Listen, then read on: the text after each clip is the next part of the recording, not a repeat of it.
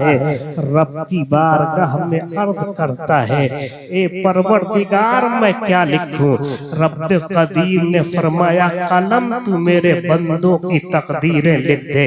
कलम जब इतना सुनता है, हैबत इलाही में शक हो जाता है, हैबत इलाही से बीच में से फट जाता है।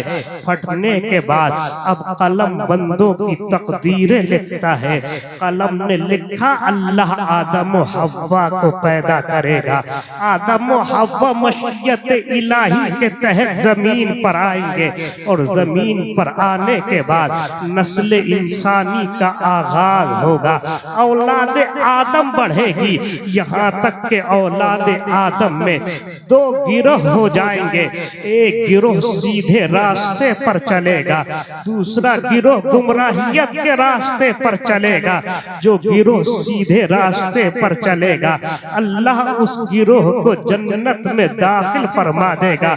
जो गुमराहियत के रास्ते पर चलेगा, परवरदिगार उसको जहन्नम का रास्ता दिखाएगा। रब्बे कदीर ने हजरत आदम अलैहिस्सलाम का, रब्बे कदीर ने नूरे मुहम्मदी को लिबास बशरी में भेजने का इरादा किया। इरादा करने के बाद तमाम फरिश्तों को जमा किया और तमाम फरिश्तों को जमा करने के बाद फरिश्तों से मशवरतन रब फरमाता है, इन्नी जाइलुन फिल अर्ज़ खलीफा। ए फरिश्तों, मैं इस जमीन में अपना नाइब बनाना चाहता हूँ। ए फरिश्तों, इस जमीन पर मैं अपना खलीफा भेजने का इरादा करता हूँ। ए फरिश्तों, बोलो तुम्हारी क्या राय है। फरिश्ते जब इतना सुनते हैं,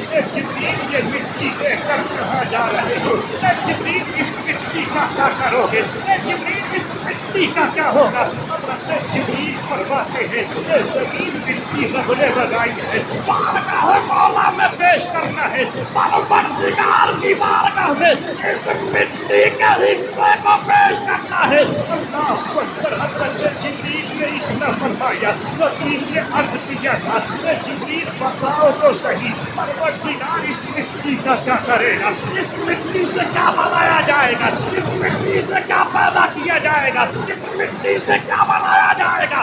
हजरत जिब्रील ने फरमाया जमीन इस मिट्टी से आदमी को पैदा किया जाएगा, इंसान बनाया जाएगा, इंसान को जमीन पर भेजा जाएगा।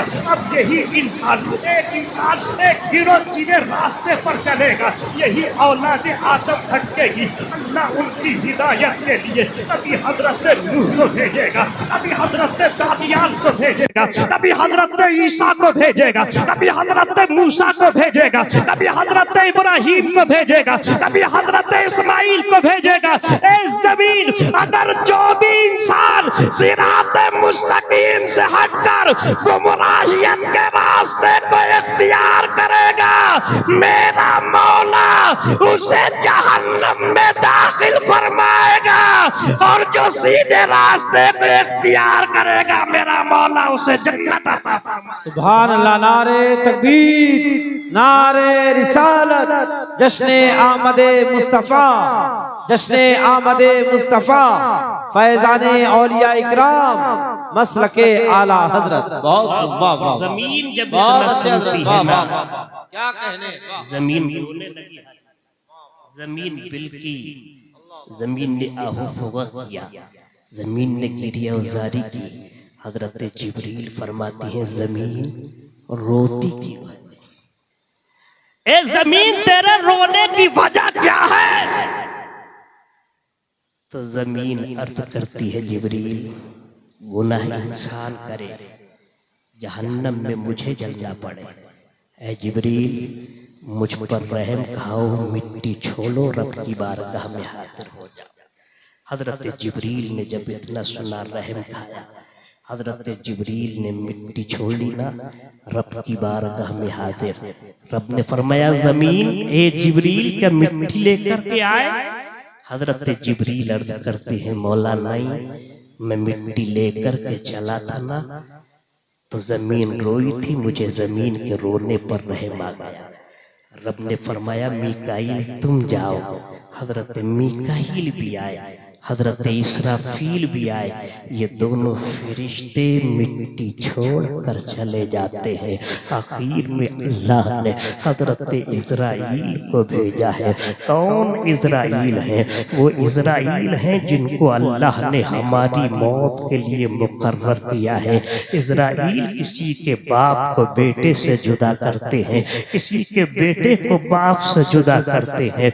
मौत का फरिश्ता आता है, आने के बाद हजरत इजराइल अलैहिस्सलातु व तस्लीम तशरीफ लाते हैं। लाने के बाद जमीन के हर खित्ते से मिट्टी को उठाते हैं, हर गोशे से मिट्टी को उठाते हैं, हर कोने से मिट्टी को उठाते हैं।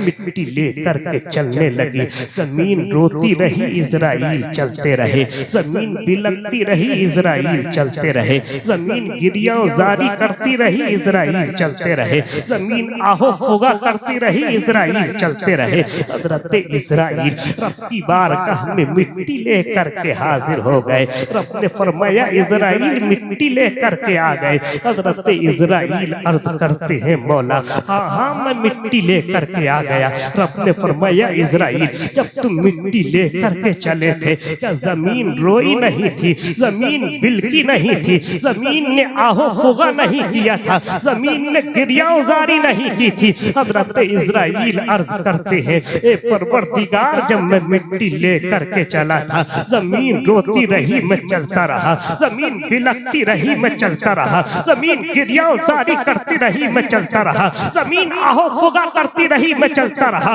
अल्लाह ने फरमाया था ए इजराइल क्या तुम्हें जमीन के रोने पर रहम नहीं आया? इजराइल अर्ज करते हैं ए परवरदिगार जमीन का रोना देखता या तेरा हुक्म देखता?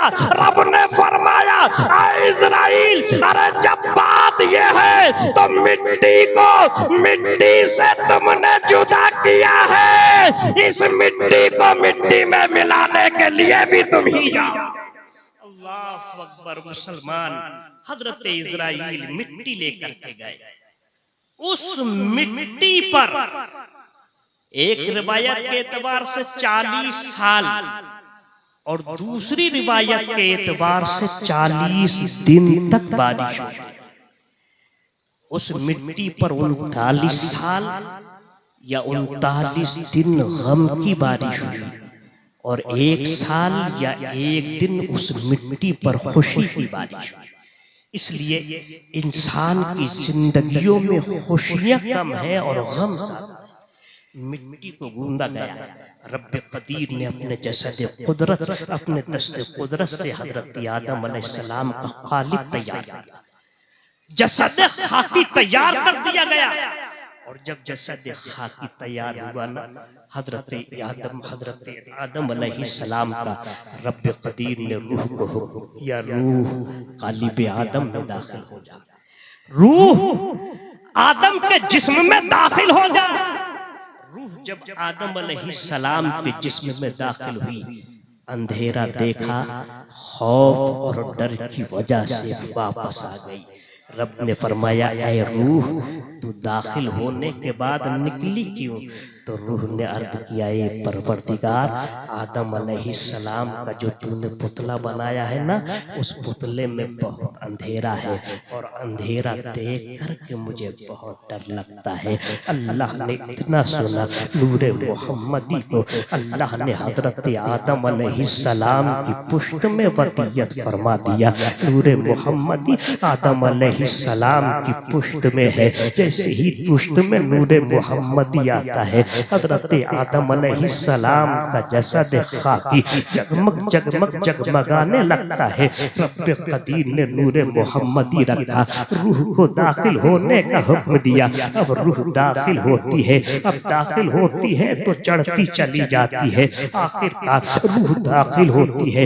हजरत आदम अलैहिस्सलाम ने आँख खोली है, आँख खोलने के बाद अल्लाह के फरिश्ते पीछे सिजदा रेज़ है। हजरत आदम अलैहिस्सलाम अर्ज करते हैं, ए परवरदिगार, ये फरिश्ते मेरे पीछे क्यों हैं? रब्बे कदीर ने फरमाया, ए आदम, हमने तुम्हारी पुष्ट पर अपने आखिरी नबी के नूर को रख दिया है। ए आदम, अगर वो ना होते तो तुम भी ना होते। आदम, अगर वो ना होते तो आसमान ना होता, वो ना होते तो जमीन ना होती, वो ना होते तो कायनात का जर्रा ना होता। हजरत आदम अलैहिस्सलाम अर्ज करते हैं, ए परवरदिगार, मैं उस नूरे मोहम्मदी को देखना चाहता हूँ। ए मेरे मौला, उस नूरे मोहम्मदी को मेरे जिस्म के ऐसे हिस्से में रख दे जिससे मैं नूरे मोहम्मदी की ज़ियारत कर सकूं। अल्लाह रब्बुल इज्जत ने हजरत आदम अलैहिस्सलाम की पुष्ट से नूरे मोहम्मदी को उठाया है, हजरत आदम अलैहिस्सलाम की पेशानी में रखा है। अब पीछे के फरिश्ते सामने आ जाते हैं। आदम अलैहिस्सलाम अर्ज करते हैं, ए परवरदिगार, ज़ियारत नहीं हो पा रही है, ए मेरे मौला, ऐसे हिस्से में रख दे ताकि नूरे मोहम्मदी को देख सकूं। अल्लाह रब्बुल इज्जत ने नूरे मोहम्मदी को आदम अलैहिस्सलाम के अंगूठों में रखा। आदम अलैहिस्सलाम ने फर्द मोहब्बत में अपने अंगूठों को चूमकर अपनी आने वाली बच्चों को बता दिया, आए मेरे बच्चों, नाम मोहम्मद को सुनकर अंगूठे चूमकर आंखों से लगा लेना, आंखों की तमाम बीमारियों से शिफा पा जाओ। सुभान अल्लाह, सुभान अल्लाह, वाह।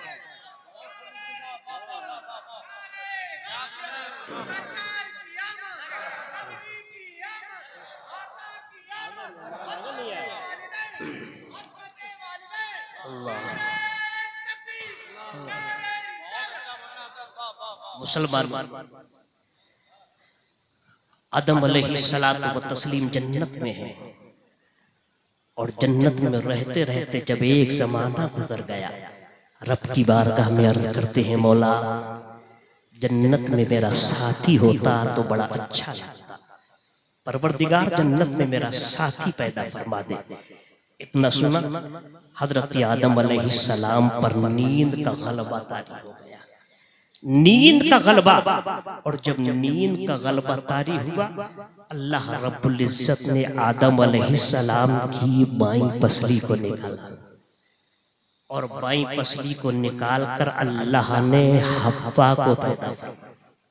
बोलो, किसे पैदा फरमाया?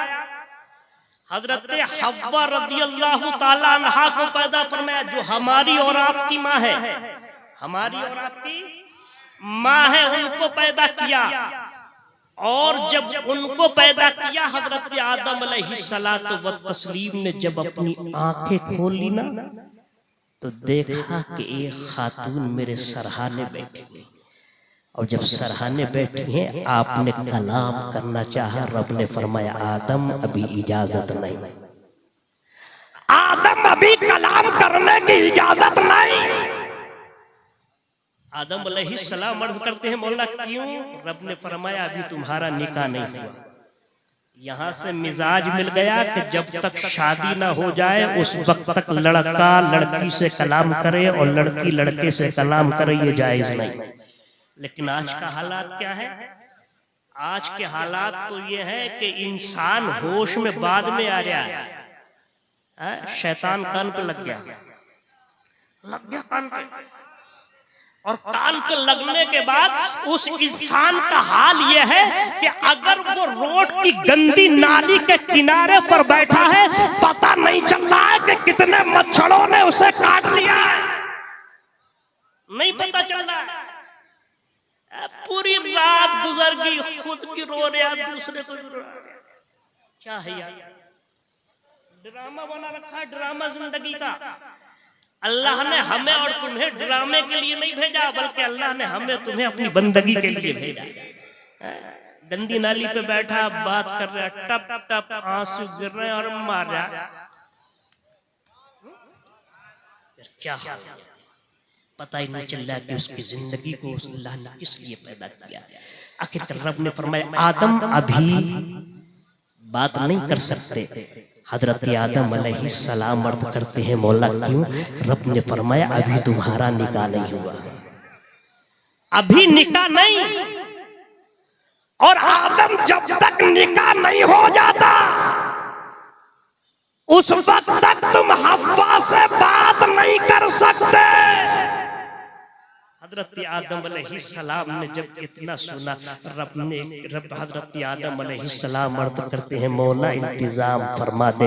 रब कदीर ने हजरत आदम अलैहिस्सलाम का निकाह हजरत हव्वा से करा दिया। हजरत हव्वा से कराने के बाद रब कदीर के हजरत आदम अलैहिस्सलाम हजरत हव्वा से फिर कलाम करना चाहते हैं, यानी मस करना चाहते हैं। रब कदीर फरमाता है आदम तुम पहले अपनी बीवी का महर अदा करो। हजरत आदम अलैहिस्सलाम अर्ज करते हैं ए परवरदिगार तूने मेरे महर में क्या बनाया है? ए परवरदिगार क्या आसमानों की बुलंदी को महर बनाया, जमीन की पस्ती को महर बनाया, जन्नत की हूरों को महर बनाया, जन्नत के गिलमान को महर बनाया, जन्नत के महिलात को महर बनाया, जन्नत के तमाम शजरों को महर बनाया। ए परवरदिगार तूने मेरे महर में क्या रखा है? रब कदीर फरमाता है आदम हमने तुम्हारे महर में जन्नत की हूरों को नहीं रखा है, जन्नत के गिलमान को नहीं रखा है, जन्नत की नहरों को नहीं रखा है, जन्नत के महिलात को नहीं रखा है, आसमान की बुलंदी को नहीं रखा है, जमीन की पस्ती को नहीं रखा है। आदम बोले ए मौला फिर क्या रखा है? रब कदीर ने फरमाया हमने दुरूद पाक को रखा है। आदम तुम हव्वा के साथ मिलकर मेरे हबीब पर 21 मर्तबा दुरूद पढ़ दो, तुम्हारे महर को अदा कर दिया जाए। मुसलमानों अब महर की बात आ गई तो मसला सुनो। मसला यह है कि महर इतना बांधना चाहिए जितना लड़का अदा कर सके, और महर इतना बांध दिया, कमाई है उसकी 98 की और महर बांध दिया 100 रुपए, अदा कर सकेगा? यार उसका खुद ही महर, खुद ही पेट नहीं भर रहा तो महर क्या अदा करेगा? बल्कि महर उतना ही बांधना चाहिए जितना लड़का अदा कर सके। और आजकल हालात तो ये हैं जब बारात आती है ना, बारात तो हालात इतने बुरे हो जाते हैं, इतने बुरे हो जाते हैं। जब लड़की के अब्बा से पूछा जाता है महर कितना होना चाहिए तो वो कहता है यार मुझसे क्या पूछती हो, लड़की के चाचा खड़े थे इनसे पूछ लो। और जब लड़की के चाचा के पास गए तो लड़की के चाचा बोले यार मैं क्या जानूं, लड़की का फुप्पा है, फुप्पा की मौज लग गई भाई हाँ फुप्पा कितना महर होना चाहिए? तो कहने लगे यार महर तो उतना होना चाहिए कि हमारी लड़की सेव हो जाए। क्या मतलब? महर 5 लाख से कम नहीं बनेगा। लड़की के फुप्पा ने जब इतना बात कही, उधर लड़के का भी फुप्पा था, बोला तुम 5 लाख कह रहे हो, मैं 1 लाख से ज्यादा नहीं बना। हो गई तकरार, अच्छी खासी राजी और रिजा। हम बारात लेकर क्या, अब यहाँ दोनों फुफाओं ने तकरार करा दी। अब यहीं से बीच में दरार पैदा हो गई, और जब दरार पैदा हो गई तो अब जो लड़की खुश रहना चाहिए वो अपनी ससुराल में बहुत दुख भरी जिंदगी गुजारती है। इसके जिम्मेदार कभी कभी बसा औकात तो ऐसा होता है महर ही की वजह से कभी कभी ऐसा होता है कि बाराती भी लौट करके जाया। तो हमें इस चीज को संभालना पड़ेगा। बहर है मेरा टॉपिक ये नहीं। हजरत आदम अलैहिस्सलातु व तस्लीम से ये नूर मोहम्मदी मुंतकिल होता हुआ हजरत अब्दुल्लाह की पेशानी में आया। हजरत अब्दुल्लाह की पेशानी से हजरत आमना के शिकम में आया। हजरत आमना के शिकम में आने के बाद हजरत आमना फरमाती है, मेरा बेटा जब इस दुनिया में तशरीफ नहीं लाया था, मेरे शिकम में आया था, तो मैंने वो चीजें देखी जो कभी अपनी जिंदगी में नहीं देखी। अगर कोई पत्थर मेरे कदमों के नीचे आ जाता, मेरे बेटे की बरकत से वो पत्थर सुरमा बन जाता। अगर मैं कुएं पर पानी लेने के लिए जाती तो लोग कुएं में पानी निकालने के लिए कुएं में डोल डालकर पानी निकालते थे, लेकिन मैं कुएं पर जाती, जाने के बाद पानी ऊपर आ जाया करता था। नबी कौनैन की वालिदा फरमाती है कि मेरा बेटा जैसे ही मेरे शिकम में आता है, मैंने तमाम चीजें देख ली हैं। आप फरमाती हैं मेरा बेटा इस दुनिया में तशरीफ लेकर के आया, 3 दिन या 7 दिन तक मैंने अपने बेटे को दूध पिलाया। कबीला हवाज़न की औरतें आती हैं, आने के बाद आप फरमाती हैं कबीला हवाज़न की औरतें आई, हजरत हलीमा ने मेरे बेटे को उठाया, उठाने के बाद अपने सीने से लगाया, अपने खेमे की जानिब जाती है। जाने के बाद हजरत हलीमा फरमाती है मैंने अपने शौहर हजरत हारिस को आवाज दी थी, ए हारिस जरा करीब आ जाओ। हजरत हारिस करीब आते हैं। आप फरमाती हैं हारिस मैं तुमको एक ऐसा बच्चा ना दिखाऊं जिसकी सूरत देखकर तुम्हारा दिल बाग बाग हो जाएगा, तुम्हारी सूरत तुम्हारा दिल बाग बाग हो जाएगा। हजरत हारिस फरमाते हैं आप हलीमा दिखाओ वो बच्चा कौन सा है। आपने उस बच्चे के चेहरे से जैसे ही चादर मुबारक को उठाया था, हजरत हलीमा रज़ियल्लाहु ताला अन्हा फरमाती है मेरा शौहर उस बच्चे को देखता है, मेरे शौहर का चेहरा खिल उठता है। आप फरमाते हैं ए हलीमा ये आम बच्चों की तरह बच्चा नहीं, लगता है इसको अल्लाह ने अपना आखिरी नबी बनाकर भेजा है। हजरत हलीमा फरमाती है मैंने अपने शौहर हारिस से कहा था ए हारिस ऊँटनी का दूध निकाल कर लाओ, हमें बहुत शिद्दत की भूख लगी है, बड़ी तेजी की भूख लगी है। हारिस तुम ऊँटनी का दूध निकाल कर लाओ। हजरत हारिस फरमाते हैं ए हलीमा तुम जानती नहीं हो, तुम्हें मालूम नहीं है हमारी ऊँटनी हफ्ते में 1 मर्तबा दूध देती है, वो भी 1 गिलास या 2 गिलास दूध देती है, उससे ज्यादा नहीं देती। हजरत हलीमा फरमाती है हारिस जरा कोशिश तो करो। हजरत हारिस अपना बर्तन लेकर पहुंचते हैं, ऊँटनी पर हाथ मारते हैं, ऊँटनी का दूध निकालते हैं। तो जैसे ही ऊँटनी का दूध निकालते हैं आपका एक बर्तन भरता है, दूसरा बर्तन भरता है। आप फरमाते हैं मैंने 3 बर्तन भर लिए लेकिन ऊँटनी का दूध खत्म नहीं होता। मैं उन ऊँटनी का दूध लेकर आता हूँ, मैंने पिया है, हलीमा ने पिया है। आप फरमाती हैं जैसे ही मैंने पिया, मेरे पीने के बाद मेरे शौहर हारिस ने पिया है। आप फरमाती हैं 7 दिन का जमाना गुजारने के बाद मैंने सोचा चलो अब यहाँ से रुखसत होना है, इस बच्चे को इसकी माँ को दिखा दिया जाए, इस बच्चे को आमना को दिखा दिया जाए। आप फरमाती हैं मैं अपने शौहर हजरत हलीमा फरमाती है अपने शौहर हारिस को साथ लेकर चलती हूँ। और जैसे ही मैं चली थी, चलने के बाद मैं जैसे ही जा रही थी रास्ते में खाना एक काबा पड़ा। मैंने हारिस से कहा था हारिस खाना एक काबा रास्ते में पड़ा है, चलो खाना एक काबा का तवाफ कर लिया जाए। खाना एक काबा काबा के इर्द गिर्द चक्कर लगा लिए जाए, खाना काबा के फेरे ले लिए जाए। हजरत हलीमा फरमाती है मैंने अपने शौहर से कहा, मेरे शौहर ने कहा हाँ हाँ चलो बड़ा अच्छा काम है। आप फरमाती है हम तवाफ़े काबा कर रहे थे, हमने सोचा चलो हजरे अस्वद का बोसा ये बच्चा ले ले, लेकिन जैसे ही हमने उस बच्चे को हजरे अस्वद के करीब लिया था, खाना काबा आगे बढ़ा था, कभी उस बच्चे के माथे को चूमता था, कभी उस बच्चे के इस गाल को चूमता था, कभी इस गाल को चूमता था, कभी होठों को चूमता था, कभी माथे को चूमता था, कभी हाथों को चूमता था। हलीमा फरमाती है गैब से आवाज आती है ऐ हलीमा मुबारक हो, तेरी गोद में कोई आम बच्चा नहीं बल्कि अल्लाह ने अपना आखिरी पैगंबर भेज दिया। सुभान अल्लाह। नारे तकबीर, नारे रिसालत, अज़मते मुस्तफ़ा, मसलके आला हजरत। बहुत खूब हजरत, वाह वाह वाह वाह, माशाअल्लाह मेरे माशाअल्लाह। पैगंबर 2 साल के होते हैं। बहुत अच्छा हजरत, 2 वाह। साल की जिंदगी गुजारने के बाद जब मेरे पैगंबर 6 साल की उम्र शरीफ को पहुंचे, हजरत आमना फरमाती है मेरा दिल बड़ा उदास था, दिल मदीना जाकर बहने के लिए कह रहा था। आप फरमाती हैं कि मैंने हजरत अब्दुल मुत्तलिब की बारगाह में अर्ज़ किया, अब्दुल मुत्तलिब मुझे जाने की इजाजत दे ताकि मैं मदीना जाकर कुछ घूम आऊं। आपने फरमाया हाँ बेटा जाओ, तुम जाओगे तुम्हारा दिल हल्का हो जाएगा। ऐ मेरे लाल चली जाओ।